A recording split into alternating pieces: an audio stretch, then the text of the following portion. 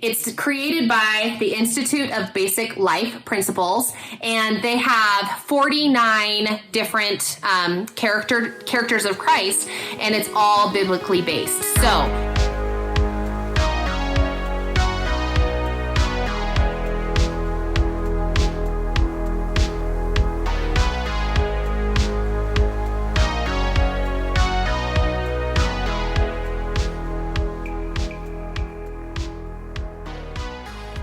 what we just saw in those images right after she finished speaking was an exact replica of a stock photograph if you poured mayonnaise and then removed any spice.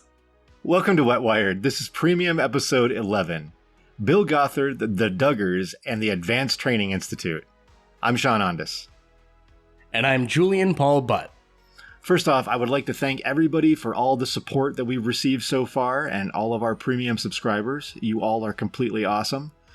And in spite of my promises to try to speed up our production schedule, we're going to have to slow it down temporarily. That is entirely our fault, but we're with the holidays coming up and work things and all the other obligations, we really want to push quality over quantity. So we are going to be backing off a little bit from adding the newer episodes and the faster, like I was talking about a couple of episodes ago. But they will still keep coming, even though this is the first episode that we're releasing for the month of October for the entire month. We're going to try to do a little bit better than that, but it won't quite be one a week. I'd say probably 3 a month is what we're going to end up averaging, at least until after the new year. Right on with us slowing down our schedule a bit for the holidays, but also we recently have slowed down our schedule in part because of my learning curve on script writing recently. I wasn't going to throw you under the bus like that. I was going to make it a joint responsibility, but... Hey, I got to come clean, okay? I wrote and rewrote an episode, and it just turned out to be a total fucking flop for an assortment of reasons. I am ultimately going to produce that episode, and you can look forward to it. I'll keep it a bit mysterious, but I'll let you know there are 100 ghosts involved. That will be coming out soon. I don't think it'll be in time for Halloween. It's a minimum of 100 ghosts. Start talking to them, too. We'll find out all about that later. But not today. Who are we talking about today, Sean? This is the story of my family. We're the Duggars. That's me. I'm Michelle. There's Jim Bob, my wonderful husband, and our children.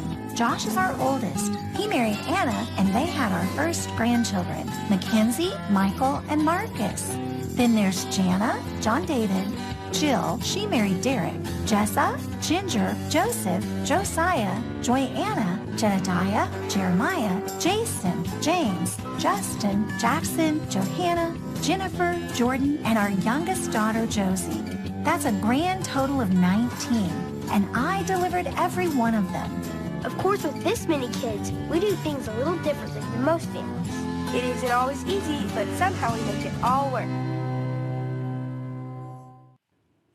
Maria Bamford has a lower pitched voice than this lady. What is with that voice? I mean, it just seems... What is going on there? It seems like such an affectation to speak like that. And the more that I've learned about ATI and the Institute in Basic Life Principles, this actually is kind of on the tracks. You know, this sort of submissive attitude. I mean, it's interesting that they have her during the narration, but anyway. So for anybody who doesn't recognize that intro, that was the beginning of the show, the TLC show 19 Kids and Counting, which featured the Duggar family and their 19 children. It started off with 17, but they kept going. The and the other thing is all the kids with the J names. Like every single kid in that family, from Josh all the way down to, I don't know, Jedediah or whatever their names are. They're all 19 kids start with the letter J. And then with Josh's kids, with the oldest son got married and he has a couple of kids. Well, they all start with M. And what I found out is that the J kids are all named in honor of the father, Jim Bob. And Josh's kids are all named in honor of his mother, Michelle. So that's why they start with all the same name, all the same letters. I would believe you. Oh, no, go ahead. I would believe you if it started out with some kind of gematria shit again. With the letters. I don't think it's that coordination complicated. things. No, I think it is very simple. Well, Jim Bob starts with J, so everybody's named with the letter name J. No, wouldn't it be adorable? That's where it comes Wouldn't from. it be sweet? Wouldn't it be adorable if all of our kids' names started with the same letter? The first two were probably, a coincidence or something. But then by the third, then it's all of a sudden it's like we're trying to fulfill some kind of destiny or something by doing this. But a lot of people were fans of this show. The Duggar family themselves, they figure in very very largely into the story of Bill Gothard and the Advanced Training Institute.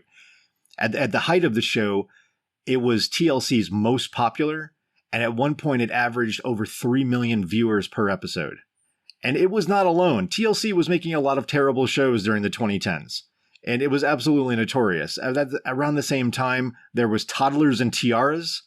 And that was the show that followed all these young kids in the preteen beauty pageant circuit. And it was also where the entire nation got introduced to Honey Boo Boo. What a height of American culture was the 2010s. We had the peak of emo and indie rock, and then we had Honey Boo Boo. It's a cornucopia of cultivation of the Americas. It was the height of the Iraq War. We were high on chasing terrorists around the world, and no, I believe that we already had mission accomplished in the 2010s. Yeah, but then it got bigger.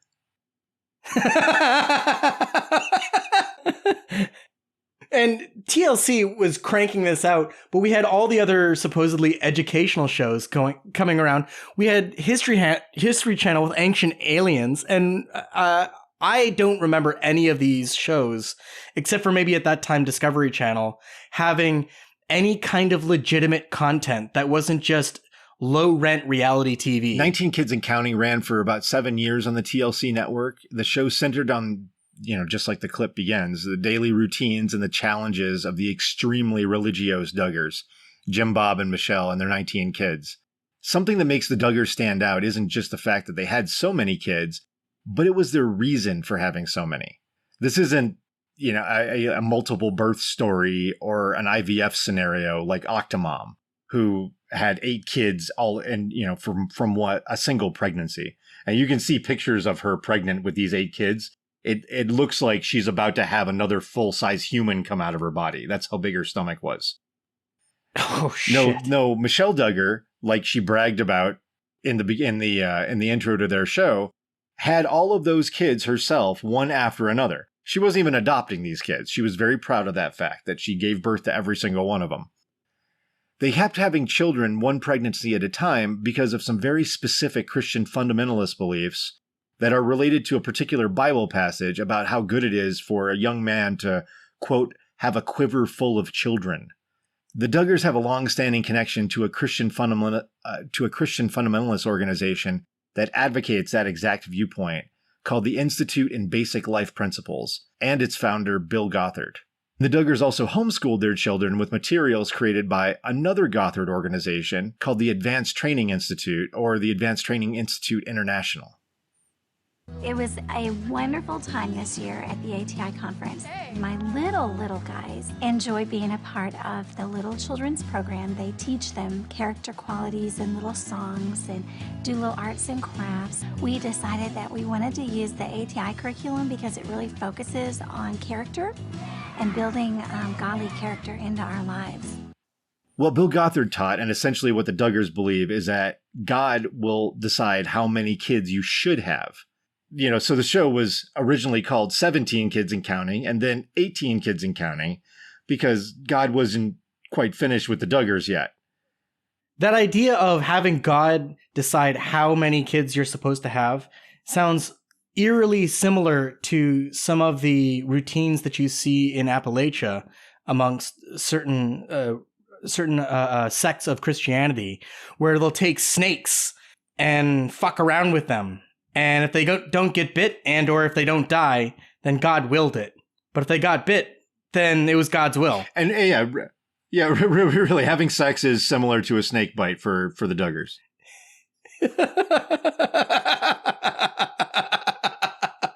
More snake handling. There's another ideologically connected Christian org called Quiverful.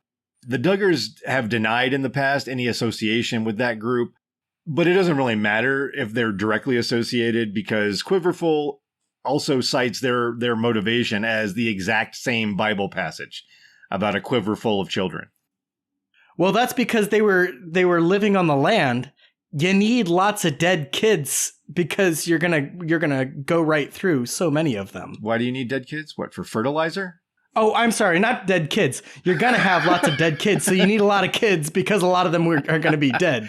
Oh yeah, I mean, the reasons historically for having a lot of children are just not there anymore, though. So people adhering to this kind of these archaic messages from the Bible are doing so for another reason. They don't have the same social pressures. They don't have the same environmental pressures. The infant mortality rate is nothing compared to what it was when these Old Testament passages were written. So the reasons just don't exist anymore. All of those things were written because they were good ideas at the time. But they also didn't need to be written because everybody fucking knew they were good ideas at the time. Everybody knew everybody's kids were dying. Everybody knew how many kids had died. Everybody grew up and had 4 or 5 dead siblings that didn't make it to adulthood. These passages might have been throwaway passages. This was just filler. This was just stuff that ended up in the book for no good reason, because at that point, anything that was written down ended up in that book. It's just a hodgepodge of stuff. If anyone out there is a big fan of the Duggar family, and there are a lot of them, you should see the comments underneath these YouTube clips of the old 19 Kids and Counting show. There are so many. Oh my God, how much I miss the Duggars so much. They were such an inspiration in my life. So many things like that. But if any of you listening are fans, I have some bad news for you. And we are sorry to say that things are not going well.